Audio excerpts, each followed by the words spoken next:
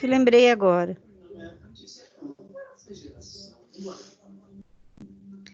Perdão. Então, retomando aqui.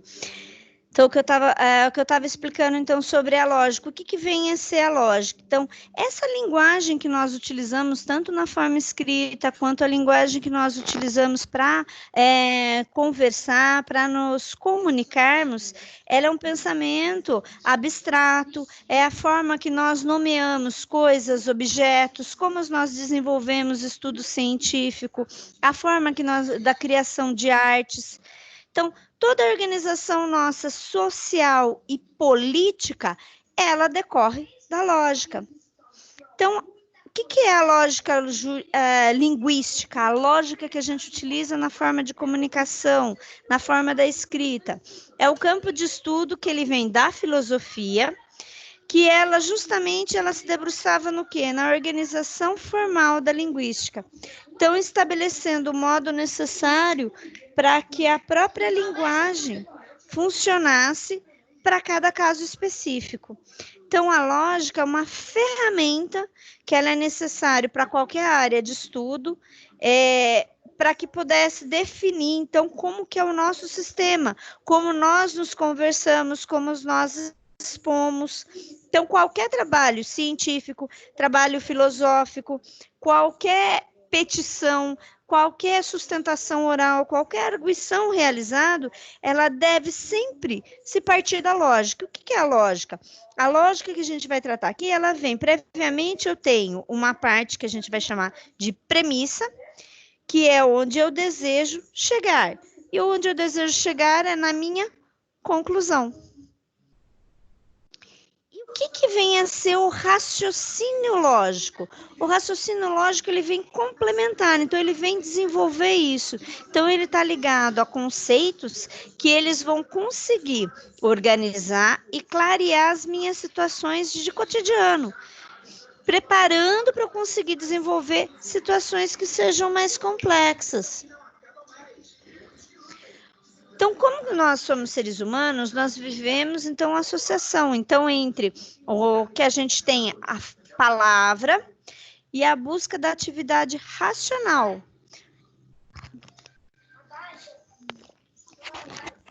Então, os animais, quando a gente nos compara com os animais, então, nós somos seres racionais.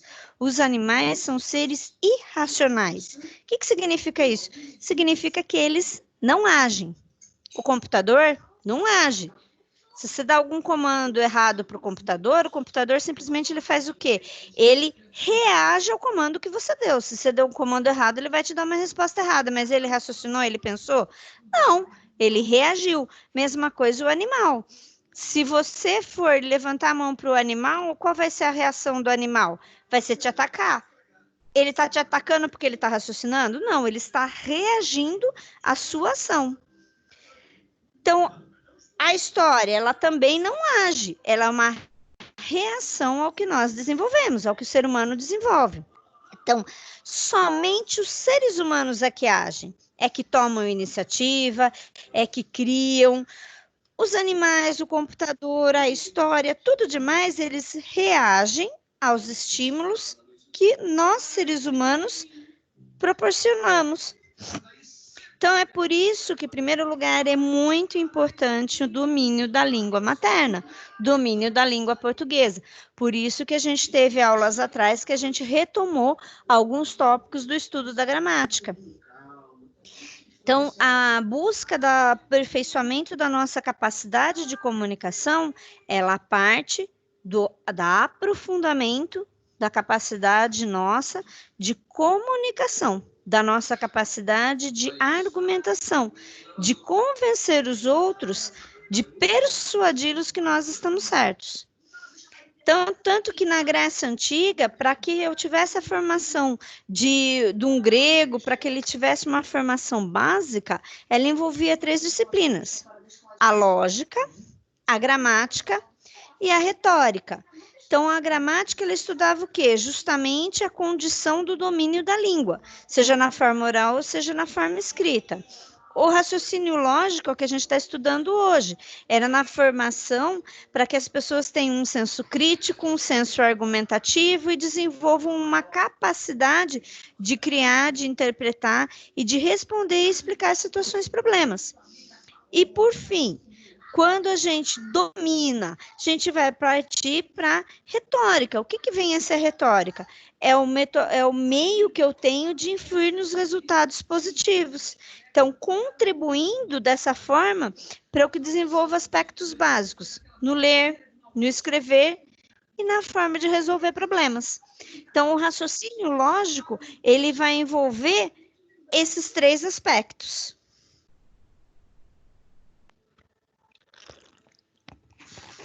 Tranquilo, o que vem a ser o raciocínio lógico? Alguma dúvida até aqui? Dentro do raciocínio... Tranquilo, beleza. Dentro do raciocínio lógico, o que a gente vai trabalhar? A gente vai trabalhar muito com o silogismo, que para Aristóteles o definia como a lógica formal ou dedução. Então, o silogismo, ele nada mais é do que um tipo de argumento lógico que eu aplico no raciocínio dedutivo. Então, para extrair uma conclusão, que ela vai ser oriunda de 2 ou mais proposições que vão se supondo que sejam verdadeiras. Que eu trago um exemplo para vocês. Todo homem é mortal. Sócrates é um homem. Então, Sócrates é mortal. Isso é o que a gente chama de silogismo. Então, eu tenho um termo maior, um termo menor, e o meu termo médio vai ser o quê? A conclusão do termo maior e menor. Então, a versão mais antiga que eu tenho, o silogismo, ele sempre é formado por essas 3 preposições. Então, eu tenho uma afirmação geral, que é o que nós chamamos de premissa maior ou de termo maior, seguida de uma preposição, de uma afirmativa específica. Ó, aqui eu estou denominando um homem específico. Sócrates é um homem. Essa afirmação específica eu chamo de termo menor ou de premissa menor, e com isso eu vou ter uma conclusão, que que também ele chamava de consequente, ou também uma dedução, que ela vai ser deduzida, concluída por base das 2 premissas. Então, aí, qual que é a conclusão que ele chega? Então, Sócrates é um mortal. O que a gente... Opa, desculpa. O que a gente deve reparar também, prestar atenção na construção de um silogismo? O termo maior, ele sempre vai aparecer em uma das premissas e vai ocupar o lugar de predicado na conclusão. E na estrutura que ele é representado. Aqui ele é representado pelo mortal. Então, a premissa, o termo maior que eu tenho é mortal. O termo menor, ele sempre vai ocupar o lugar de sujeito. Ele vai aparecer e ele vai sempre ser o sujeito também da conclusão. Então, ele aparece na premissa, ele tanto no termo menor, ele vai aparecer, quanto ele aparece no termo maior. Um minuto, gente.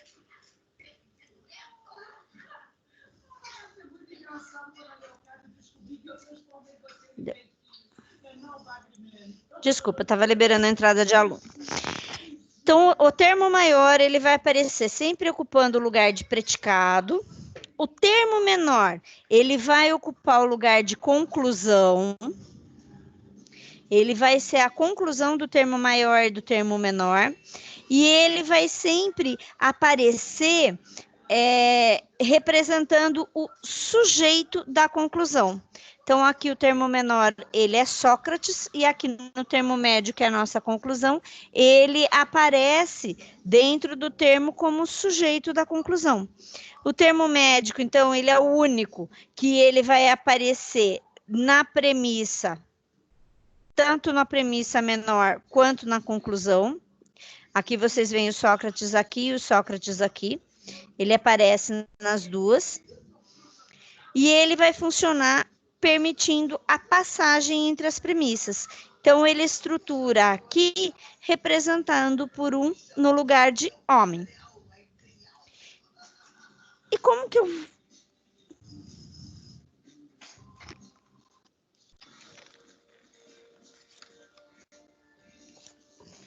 Deixa eu só voltar aqui para a gente concluir. Então, a primeira premissa, ela sempre vai ser chamada de premissa maior, e ela sempre deve conter o termo maior e o termo médio. Então, aqui, o termo maior é mortal e o termo médio é homem. A segunda premissa, ela sempre deve conter o termo médio e o termo menor. Então, aqui vocês vão ter, ela tem o termo médio, que é homem, e o termo menor, que é Sócrates. E a conclusão, ela tem que sempre conter os termos maior e menor. Tranquilo, gente?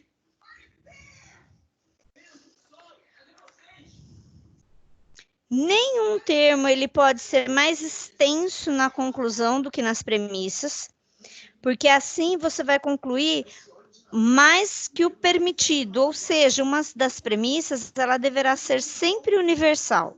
E ela pode ser necessária, ela não precisa necessariamente ser positiva, ela pode também ser negativa.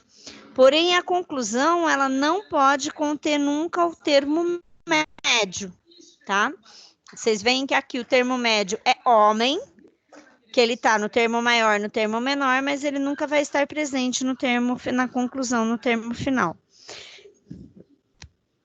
A conclusão, ela sempre acompanha a parte fraca, isso é, se eu tiver uma premissa negativa, a conclusão, ela sempre vai ser negativa, e se eu tiver uma premissa particular, a conclusão vai ser particular.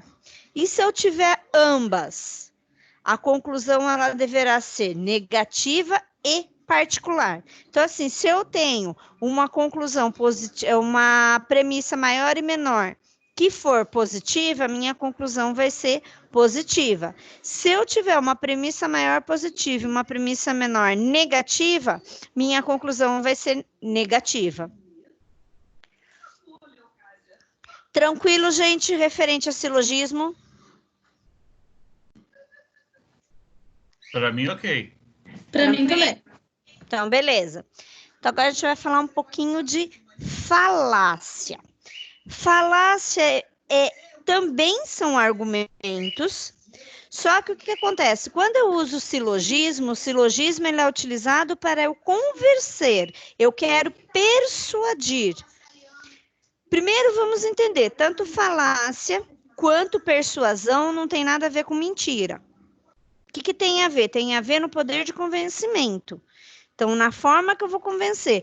Então, essa é a finalidade da lógica, ela ser utilizada para convencimento. E o que vem a ser a falácia? A falácia, então, elas são os argumentos que têm a pretensão de ser corretos e conclusivos, mas que, no entanto, elas têm algum erro na estrutura ou no seu conteúdo. Então, na maioria das vezes, ela é encontrada em pensamentos envolvendo ou maus raciocínios que não foram bem desenvolvidos, ou em ilusões que fazem parte com que eu tenha um mau argumento, que apareça inadequado. Então, a verdade, ela é frágil, ela é inconsistente, eu não tenho uma boa base. Então, a origem da palavra falácia, ela justamente vem do quê? Aquilo que engana, aquilo que ilude. Essa é a origem do significado falácia. Então, desta forma, ela é algo enganoso. O pioneiro também foi Aristóteles em identificar a falácia. Ele cataloga ela também como uma forma de raciocínio. Nos dias atuais, nós consideramos a falácia como uma falha no raciocínio, que ela é construída por uma argumentação inconsistente. Então, quais são os pontos centrais da falácia? Então, o primeiro ponto central que eu tenho é ser um argumento. Então, embora seja comum eu associar a ideia da falácia à mentira, não é correto isso. Por quê? Porque ela não significa mentira, mas porque mentira é o quê? Mentira é eu inventar uma informação que ela não é verdadeira, que ela não provém da verdade. Já a falácia, não.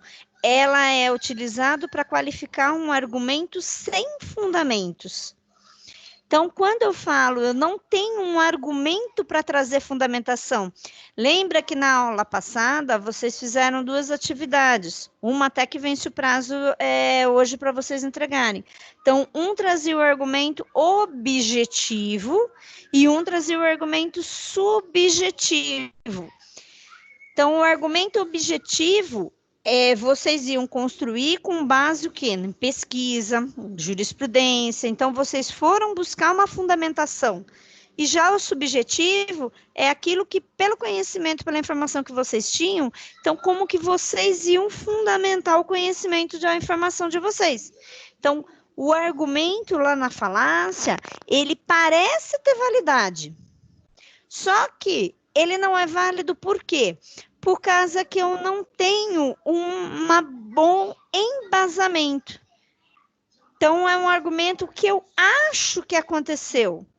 Então, por isso que eu tenho 2 classificações. Então, a falácia ela se classifica como formal e informal. A falácia formal, ela também é conhecida como sofisma. Então, ele é um raciocínio duvidoso, que ele tenta se passar como correto. Então, a intenção, ele tem o quê? De ludibriar, de enganar a pessoa. E já a falácia informal, ele emprega, então, raciocínios válidos, só que depois desses raciocínios, ele vai qualificar os resultados de maneira inconsistente, com premissas falsas. Então, as falácias informais, elas são de identificação um pouco mais complexas do que a formal, por causa da estrutura dela e porque ela tem uma forma lógica para validar ela. Então, quando eu falo de falácia formal, o raciocínio já é duvidoso. Já na falácia informal, não. O raciocínio em si, ele é válido, só que a qualificação daqueles resultados que eles não são consistentes. Agora, a hora que a gente falar em exemplos, vai ficar muito mais fácil de vocês compreenderem a diferença de falácia e de silogismo. Então, a gente tem vários tipos de falácias. Quando a gente fala da falácia do apelo à força, então, essa falácia ela acontece quando eu tenho uma ameaça do interlocutor, qual que é a finalidade dele? Fazer com que o receptor aceite a conclusão como verdadeira. Então, eu quero que meu funcionário obedeça a ordem que eu dei, ainda que minha ordem seja um tanto quanto escusa, um tanto quanto não tão clara, muitas vezes não tão correta. Então, o que eu venho e falo para ele? Cuidado com o que você vai falar. Não se esqueça quem é que paga o seu salário. Então, isso é a falácia do apelo à força. Então, aqui eu estou iniciando a conclusão, então eu tenho um raciocínio válido, quem que paga o seu salário, só que eu estou utilizando essa forma, esse apelo que eu estou fazendo, eu estou utilizando para pressionar o funcionário a agir de maneira errada. Então, esse é o tipo um tipo de falácia. Outro tipo de falácia que nós temos é do apelo à ignorância.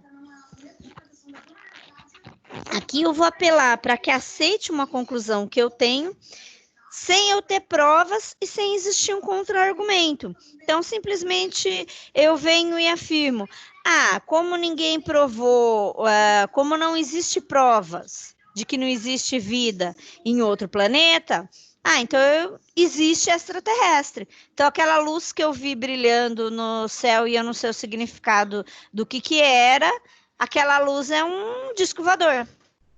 Então, esse é o apelo à ignorância. Por quê? Eu não tenho contraprovas. Eu não tenho contra-argumentos. Então, não tem como eu trazer provas para contrariar a sua posição. Então, você vem por conta do apelo à ignorância, você faz essa argumentação. O apelo à piedade, também conhecida como ad misericordiam. Nesse tipo de falácia, o apelo é a compaixão de uma pessoa para tentar convencê-la do seu ponto de vista. Então, por exemplo, nós esperamos que você aceite as nossas recomendações. Passamos os últimos 3 meses trabalhando demasiadamente nele. Então, assim, o simples fato de que eu passei 3 meses trabalhando para criar essas recomendações, isso passa a ser argumento e justificativa para fundamentar a minha argumentação. Simples fato que eu fiquei trabalhando 3 meses em cima disso é fundamento e justificativa e é a base para você acreditar na recomendação que eu estou dando. Então, elas são argumentos que não são muitas vezes corretos. Ad hominem. Aqui ataca-se o caráter, os traços pessoais do oponente. Então, ao invés de eu refutar o seu argumento, infelizmente, é muito comum a gente ver isso no dia a dia, aquelas discussões que a gente tem via Facebook, até às vezes via televisão, incansáveis, de um grupo defendendo uma posição política, outro grupo defendendo outra posição política, sem se refutar argumento algum. Então, é uma tentativa de se fugir do assunto em questão e simplesmente eu ataco a pessoa que está falando. Então, é uma pessoa está dando um conselho e expondo dados sobre criminalidade no município, por exemplo. Ao invés de eu questionar sobre os dados que ela está aplicando, eu venho questionar o fato dela ter vivido muitos anos nesse espaço e dela estar muito tempo fora daquele domicílio. Então, não tem uma relação com o argumento, eu não tenho como refutar o argumento que ela tá se baseando. Então, eu venho atacar ela como pessoa. Isso é uma falácia que a gente chama de falácia ad hominem. Outra falácia que nós temos é a falácia ad populum. Então, essa falácia, ela apela para a popularidade.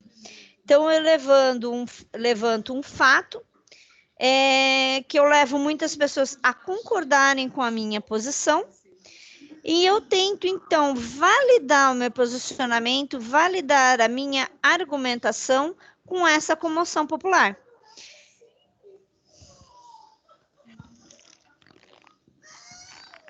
Então, também ela é muito utilizada nos dias de hoje, então eu não tenho um fundamento para o meu argumento, eu simplesmente me baseio na comoção popular para conseguir convencer todos a acreditar no que eu estou falando. A próxima tipo de falácia é o apelo à autoridade. Então, nesse tipo aqui, eu utilizo a posição ou autoridade no lugar de um argumento válido. Então, pela posição que eu me encontro, pela autoridade que eu tenho, só isso se basta para fundamentar o meu argumento. Então, por exemplo, um aluno questiona uma explicação do professor por não condizer com os dados divulgados em um material. O professor, por sua vez, refuta a fala do aluno com a argumentação de que é doutor, mestre naquela temática que é apresentada pelo discente. Então, o fato dele ser doutor, dele ser mestre naquela disciplina, já considera ela como suficiente para dizer que o que aquele discente está falando é verdadeiro, é correto.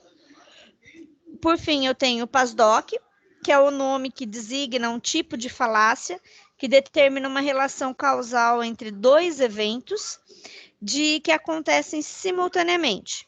Então, aqui eu tenho o exemplo.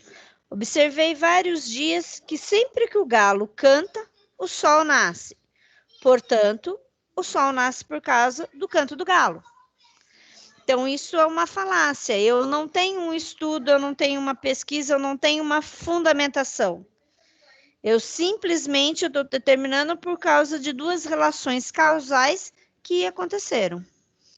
Então, isso são falácias e não silogismo. Silogismo, ele sempre vai decorrer de uma lógica racional.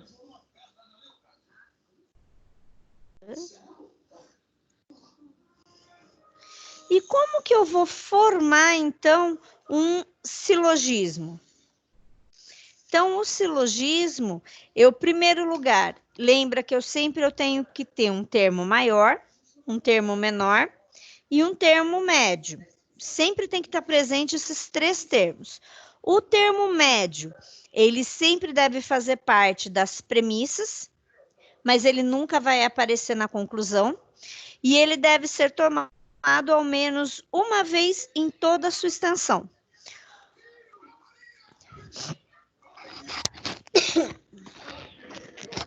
Lembre-se também que nenhum termo pode ser mais extenso na conclusão do que nas premissas. Então, para concluir, o que seja a premissa deverá sempre ser universal e necessária. Ela pode ser positiva ou negativa. A conclusão, ela não pode conter o termo médio, que lembra que o termo médio ele vai estar na minha premissa menor. Duas premissas negativas, nada pode ser concluído, então o termo médio não será ligado aos extremos. Duas premissas afirmativas, consequentemente, a conclusão deve ser afirmativa. A conclusão, então, ela sempre vem acompanhada a parte fraca. Então, se eu tenho uma premissa negativa, a conclusão ela vai ser negativa, e se eu tenho uma premissa particular, a conclusão vai ser particular. Beleza, gente? Para a gente resumir e fechar direitinho todo esse detalhe, antes de passar para a atividade, quero falar um pouquinho para você. Então, para essa atividade, ela justamente vê desenvolver a parte de silogismo e a parte de lógica, de falácia, que a gente estudou. Justamente a finalidade é essa. Eu mandei até o link para vocês. Ela é uma atividade individual. São só 5 questões. Então, assim, meia horinha é mais do que suficiente para vocês desenvolverem a atividade. Então, eu vou dar meia hora para vocês desenvolverem a atividade, depois a gente volta para o conteúdo da unidade 2.4. Pode ser? Todo mundo está conseguindo acessar o link? Eu mandei o link. Desculpa. Eu mandei o link para vocês lá no grupo do WhatsApp e também tem no portal. É o que está no AVA, é isso que eu ia perguntar, aquele que está no portal. É o mesmo que está no AVA, tanto que está no AVA quanto é o mesmo do AVA que tem e que eu passei aqui na apresentação também para vocês. Então, meia horinha para vocês fazerem, só para a gente fechar a diferença de silogismo e falácia. Que depois eu vou entrar em silogismo jurídico. Como que vocês vão trabalhar com o silogismo na área do direito? Como que vocês fazem para desenvolver uma lógica de indução? Então, por isso que eu preciso que vocês entendam e estejam bem... É mais uma atividade para a gente reafirmar a diferença de silogismo e de falácia. Beleza? Agora são 8 horas. 8h30 a gente volta. Combinado? Combinado. Ok. Beleza, então. Então, até 8h30, gente.